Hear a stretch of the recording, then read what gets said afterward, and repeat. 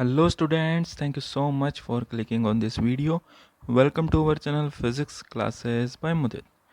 Before start, please do subscribe and press the notification bell. Thank you. So students, इस video में हम आपकी class 12 NCERT physics का example number 1.6 solve करते हैं. So let's start example 1.6. So ये important example है और इससे रिलेटेड काफ़ी अलग अलग तरह के न्यूमेरिकल भी बनते हैं एग्ज़ाम में. तो आपको इस तरह के न्यूमेरिकल का सोल्व करने का ये कॉन्सेप्ट समझना है. ये हम पहला एग्जाम्पल ले रहे हैं इस तरह का ट्राइंगल. इस तरह के काफ़ी एग्जाम्पल आते हैं जिसमें ट्राइंगल में आपके वर्टिसेस पर चार्ज रखा होता है, सेंट्रोइड पर रखा होता है, ठीक है, और किसी एक पर पूछा जाता है, ठीक है, सेंटर पर चार्ज है उस पर पूछा जाता है. तो इस तरह के फोर्सेस फील्ड आपसे पूछी जाती है. तो बेसिकली आपको कॉन्सेप्ट समझना है, इसमें इस वीडियो में अच्छे से कॉन्सेप्ट समझ लेना है और सोल्व कैसे करते हैं ये समझना है अच्छे से. सो स्टार्ट करते हैं. तो सबसे पहले इसकी लैंग्वेज समझो कि ये क्वेश्चन में हमें क्या कह रहा है और क्या इसने पूछा है. Consider 3 charges Q1, Q2, Q3 each equal to Q. इसमें 3 चार्ज लिए हुए हैं Q1, Q2, Q3 और तीनों चार्जेस किसके इक्वल है? Q के. Q के इक्वल होने का मतलब क्या है? ये तीनों चार्जेस का मैग्नीट्यूड इक्वल है. मतलब Q1 की वैल्यू भी Q है, Q2 की वैल्यू भी Q है और Q3 की वैल्यू भी Q है. At the vertices of an equilateral triangle. Equilateral triangle है ये. ट्राइंगल कैसा है? इक्विलेटरल. इक्विलेटरल का ट्राइंगल का मतलब क्या है? ये तीनों साइड इक्वल है. ये भी L है, ये भी L है, ये भी L है. तीनों साइड सेम होगी. और ये जो एंगल है, एंगल कितना होगा? एंगल कितना होता है इक्विलेटरल में? 60 degree. Each angle is of 60 degree. What is the force on a charge capital Q? एक कैपिटल Q है, ठीक है, with the same sign as Q. Same sign का मतलब जो इन तीनों Q का साइन है वही इस कैपिटल Q का है. इसका क्या है? प्लस है, प्लस है, प्लस है, तो इसका साइन भी कैसा है? प्लस ही है. Placed at the centroid of the triangle. ये जो O है ये इस ट्राइंगल का सेंट्रॉइड है. इस सेंट्रॉइड पर इस कैपिटल Q चार्ज को रखा हुआ है.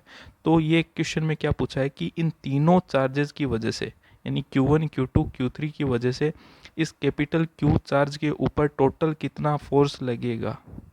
ये क्वेश्चन हमसे पूछा गया है. सो सोल्व करते हैं इसको. देखो मैंने यहाँ पर इसको अलग से बनाया है. ये ट्राइंगल के 3 पॉइंट है A, B, C. अब A, B, C है. तीनों चार्जेस क्या है? Q, Q, Q है, ठीक है भाई. तीनों चार्जेस क्या है? Q, Q, Q है. और इसके सेंटर पर पॉइंट कौन सा है? O. और इस O पर चार्ज कैसा है? Capital Q. तो सबसे पहले हम फोर्स निकालते हैं. Force on charge capital Q due to charge Q on point B. ये जो पॉइंट B है ना, इस पॉइंट B की वजह से हम इस कैपिटल Q चार्ज पर फोर्स निकालते हैं. भाई देखो Q, Q, Q, इन तीनों Q का प्लस चार्ज है. सेंट्रोइड कैपिटल Q का भी प्लस चार्ज है. तो इन दोनों के बीच का जो फोर्स होगा वो रिपल्सिव होगा. इन दोनों के बीच का फोर्स रिपल्सिव होगा. इन दोनों के बीच का फोर्स रिपल्सिव होगा, ठीक है. A की वजह से मैंने फोर्स माना है F1, B की वजह से फोर्स माना है F2 और C की वजह से फोर्स माना है F3. तो B की वजह से ये देखो ये डायरेक्शन है, इसी डायरेक्शन में फोर्स होगा लेकिन बाहर इधर होगा क्योंकि रिपल्सिव फोर्स है.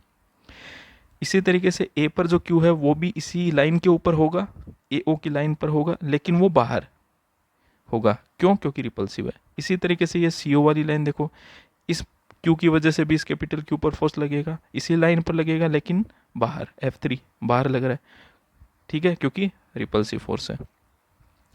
तो सबसे पहले हम ये जो कैपिटल Q चार्ज है इस पर इस Q की यानी B पर जो Q चार्ज है इसकी वजह से फोर्स निकाल लेते हैं. तो फोर्स का फॉर्मूला आपको पता ही है क्या होता है. Coulomb's force F is equal to K Q1 mod of Q1 mod of Q2 upon distance का स्क्वायर, ठीक है. तो F2 है तो F2 is equal to K. Q1 आप ये स्मॉल q ले सकते हो, Q2 आप कैपिटल Q ले सकते हो, Q अपॉन डिस्टेंस का स्क्वायर. तो डिस्टेंस क्या है? ये OB. तो डिस्टेंस का स्क्वायर OB का स्क्वायर. अब देखो हमें क्या निकालना है, OB की वैल्यू निकालनी है। तो OB की वैल्यू निकालनी है तो आप देखो इस डायग्राम में ये जो ट्राइंगल है और ये सेंट्रोइड है, तो सेंट्रोइड से ये जो वर्टिसेस की डिस्टेंसेज है वो इक्वल होती है, यानी OB is equal to OA is equal to OC। भाई हमें तीनों डिस्टेंस चाहिए। जब आप A की वजह से फोर्स निकालोगे तब आपको OA चाहिए होगा, जब आप C की वजह से फोर्स निकालोगे तब आपको CO चाहिए होगा। तो हम एक बार में निकाल लेते हैं OA, OB और OC, क्योंकि तीनों इक्वल है। OB निकाल रहे हैं तो जो OB की वैल्यू होगी वही OA की वैल्यू होगी, वही OC की वैल्यू होगी, ठीक है, क्योंकि OB is equal to OA is equal to OC।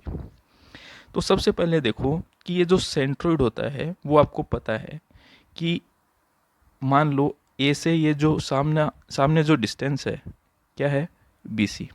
इस पर एक परपेंडिकुलर ड्रॉ किया है AD और ये O सेंट्रोइड है, ठीक है। तो इस ट्रायंगल में क्या होता है कि जो AO डिस्टेंस है वो टोटल लेंथ यानी AD की कितनी होती है, 2/3 होती है। OA is equal to 2/3 of AD, ठीक है।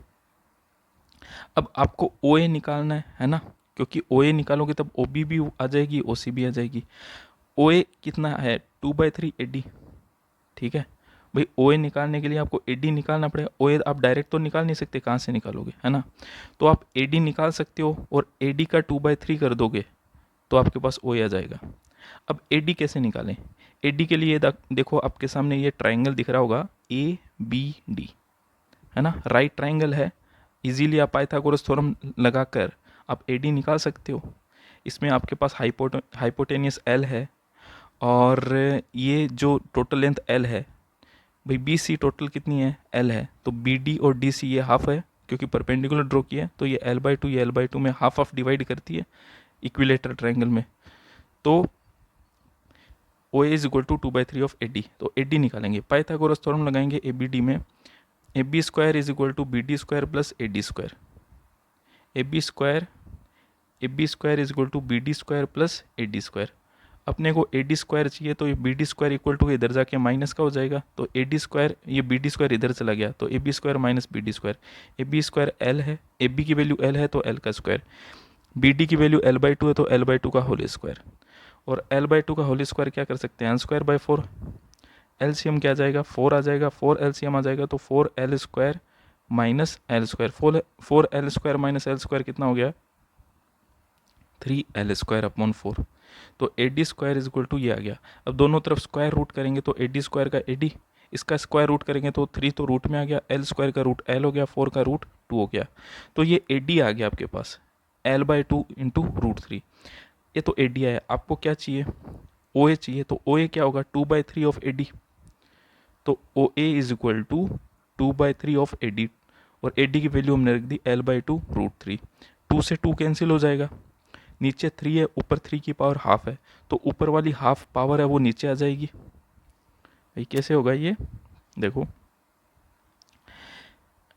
यहाँ पर ये 2 से 2 तो कैंसिल हो गया, नीचे 3 है, ऊपर 3 की पावर हाफ है, तो ऊपर वाली 3 की पावर हाफ को नीचे लाएंगे तो 3 की पावर माइनस हाफ, तो 1 यहाँ 3 की पावर 1 है, तो 1 माइनस हाफ क्या होता है, हाफ, हाफ यानी √3, तो नीचे √3 बचेगा, ऊपर L बचेगा। तो OA is equal to L upon √3, और मैंने स्टार्टिंग में बताया था जो OA की वैल्यू होगी वही OB की वैल्यू होगी, वही OC की वैल्यू होगी। तो हमारे पास OB कितना आ गया, L/√3, हमें यही निकालना था OB, तो OB की वैल्यू आ गई L/√3 का होल स्क्वायर, तो √3 का स्क्वायर क्या हो गया 3, L का स्क्वायर तो L का स्क्वायर, और √3 का स्क्वायर करोगे तो √3 ये रूट है वो स्क्वायर से कैंसिल आउट हो जाएगा, 3 ऊपर चला जाएगा, 3K³ अपॉन L स्क्वायर, ये F2 आ गया। अब इसी तरीके से यही प्रोसेस अपन फॉलो करेंगे, ठीक है। ये हमने कैपिटल Q के ऊपर फोर्स निकाला इस Q की वजह से, यानी B पर जो चार्ज था ना उसकी वजह से। अब इस कैपिटल Q पर फोर्स निकालेंगे इस C पर जो चार्ज है ना Q, इसकी वजह से। सेम प्रोसेस होगा जैसे हमने इसमें किया है, ठीक है, और सेम ही रिजल्ट आएगा। देखो कैसे, force on charge Q due to charge small q on point C, तो F3 आ जाएगा, ये इसको हमने F3 से डिनोट किया है, ठीक है। ये देखो इसको हमने F3 से डिनोट किया है ना, C की वजह से F जो फोर्स है उसको F3 से डिनोट किया है, तो ये F3 कितना आ जाएगा के क्यू क्यू अपॉन ओ सी का स्क्वायर, और मैंने बताया ओ बी ओ ए ओ सी तीनों इक्वल है, और हमने ऑलरेडी ओ ए निकाल लिया था, वही क्या है ओ सी की वैल्यू होगी, तो एल बाई रूट थ्री का होल स्क्वायर। तो रूट थ्री का स्क्वायर है वो थ्री ऊपर चला जाएगा क्योंकि रूट से स्क्वायर कैंसिल हो जाएगा, नीचे एल स्क्वायर बचेगा, तो ये F3 की वैल्यू आ गई। Force on charge Q due to charge Q on point ए।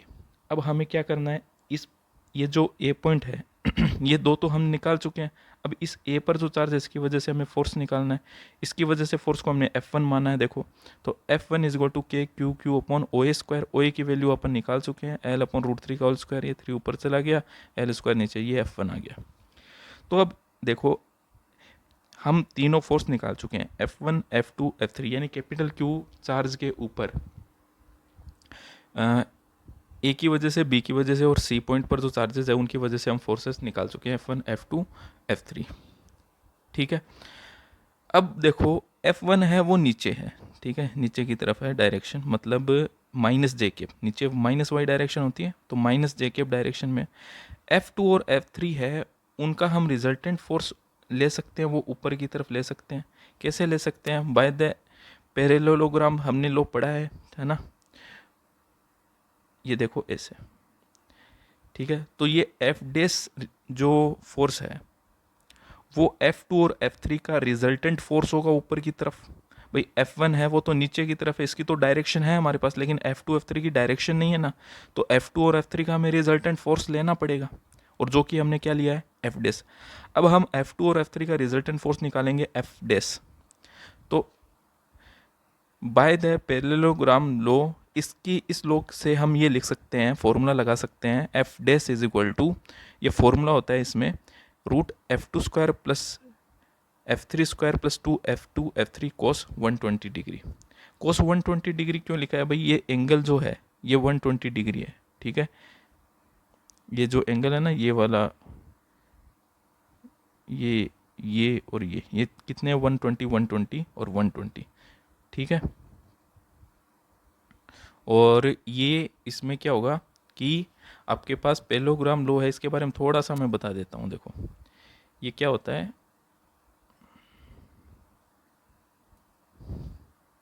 जैसे एक वेक्टर ये है P, एक वेक्टर है ये Q, ठीक है, और एक ये दो वेक्टर है, ठीक है, दोनों का इनिशियल पॉइंट एक ही है, इनको थोड़ा आगे बढ़ाएंगे तो ये पैरेललोग्राम जैसा बन जाएगा, ठीक है। और इन दोनों का ये जो रिजल्टेंट वेक्टर है इसको आप R लिख सकते हो।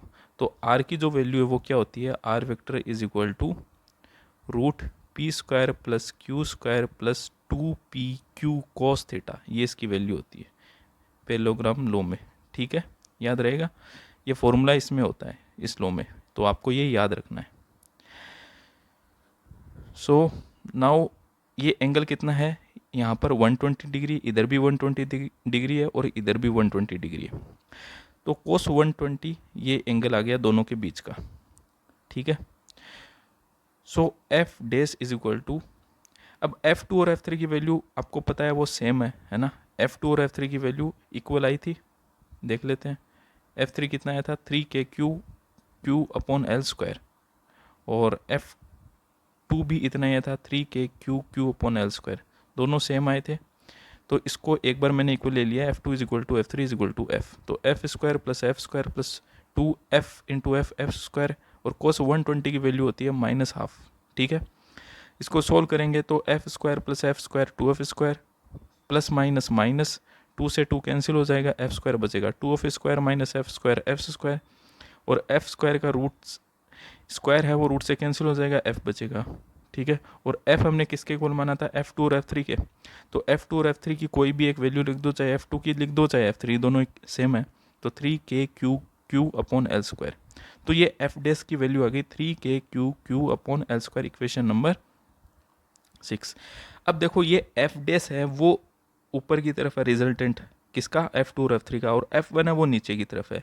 अब एक तो हमें F1 की वैल्यू चेक करनी है और F डेस की वैल्यू चेक करनी है, तो आप देखोगे F1 और F डेस दोनों की वैल्यू सेम है। F1 कितना है 3KQ अपॉन एल स्क्वायर, और F डेस भी कितना है 3KQ अपॉन एल स्क्वायर।